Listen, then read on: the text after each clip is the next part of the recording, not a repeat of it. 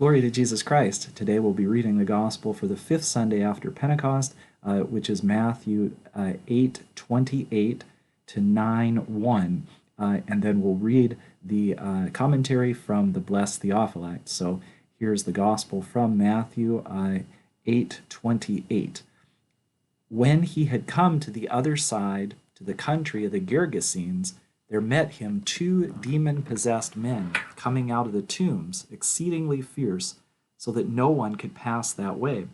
And suddenly they cried out, saying, What have we to do with you, Jesus, you Son of God? Have you come here to torment us before the time? Now a good way off from them was a herd of many swine feeding.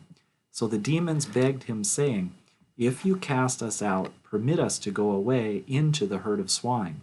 And he said to them, Go. So when they had come out, they went into the herd of swine, and suddenly the whole herd of swine ran violently down the steep place into the sea, and perished in the water. Then those who kept them fled, and they went away into the city, and told everything, including what had happened to the demon-possessed men. And behold, the whole city came out to meet Jesus, and when they saw him, they begged him to depart from that region. So he got into a boat, crossed over, and came to his own city. And now the commentary from the blessed Theophylact, beginning with verse 28 from chapter 8. While the men in the boat were yet wondering what manner of man this was, that even the winds and the sea obeyed him, the demons come to proclaim the answer. Although Mark and Luke speak of one man who was possessed by a legion of demons, understand that this one man was one of the two mentioned by Matthew, evidently the more notorious of the two. Jesus came alone towards them, since no one dared to bring them to him. So fierce were they. They dwelt among the tombs because the demons wished to inspire the belief that the souls of those who have died become demons. Let no one believe this, for when the soul departs from a man, it does not wander about the earth, for the souls of the righteous are in the hand of God, and the souls of sinners are also led away, as was the soul of the rich man. And then verse 29, And behold, they cried out, saying, What have we to do with you, Jesus, Son of God? Have you come to torment us before the time? Behold, they proclaim him to be the Son of God. First, they declare their enmity. The demons consider it torment to be prevented from harming men.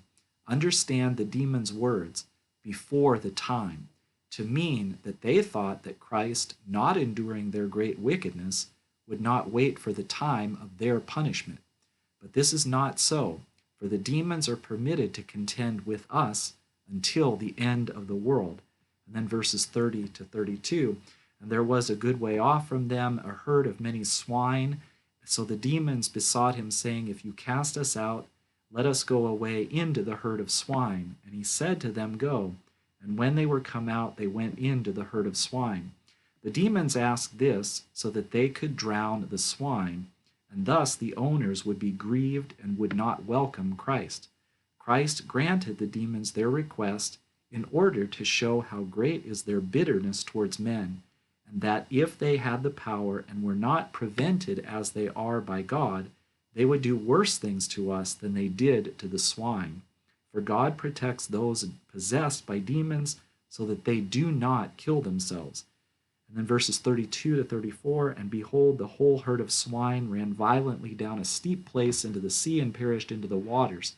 And they that kept them fled and went away into the city and told everything, and what was befallen to those possessed of the demons. And behold, the whole city came out to meet Jesus, and when they saw him, they besought him that he would depart out of their region. The inhabitants of the city begged Jesus to leave, because they were grieved, and thought that they would suffer something worse thereafter. You, O reader, learn that where there is swinish life, it is not Christ who dwells there, but demons. Then chapter 9, verse 1, And he entered into a boat and passed over and came to his own city. His own city means Capernaum, for it was there that he was living.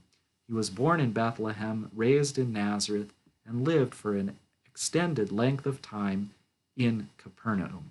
So this is the gospel for the fifth Sunday after Pentecost. Glory to Jesus Christ.